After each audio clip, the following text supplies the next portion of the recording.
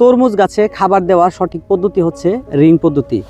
আপনারা তরমুজ গাছে যখন খাবার দিবেন তখন হচ্ছে গাছের গোড়া থেকে একটু দূরে এরকম রিং আকৃতি করে একটা গর্ত করবেন। তারপর হচ্ছে আপনার যে কাঙ্ক্ষিত সার আছে সেই সারগুলো ঠিক এই রিংয়ের মধ্যে এভাবে আস্তে আস্তে দিয়ে দিবেন এবং ধীরে ধীরে মাটি দিয়ে এই রিংটা ভরাট করে দিবেন।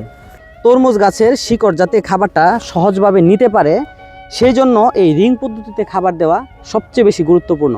আপনি যদি এই রিং পদ্ধতিতে খাবার দেন তাহলে হচ্ছে সারের অপচয় কম হবে, তরমুজ গাছ সহজেই খাবারটা গ্রহণ করতে পারবে। একটু সরো সরো, কৃষক দেখাম। মালচিং করার পূর্বে অবশ্যই গাছের গোড়ার একটু উঁচু করে দিতে হবে। অন্য জায়গা থেকে গাছের গোড়াটা হচ্ছে একটু উঁচু করে দিতে হবে, কারণ হচ্ছে কিছুদিন পরে যখন বৃষ্টি আসবে যাতে করে হচ্ছে গাছের গোড়ায় কোনো অবস্থাতেই পানি না জমে।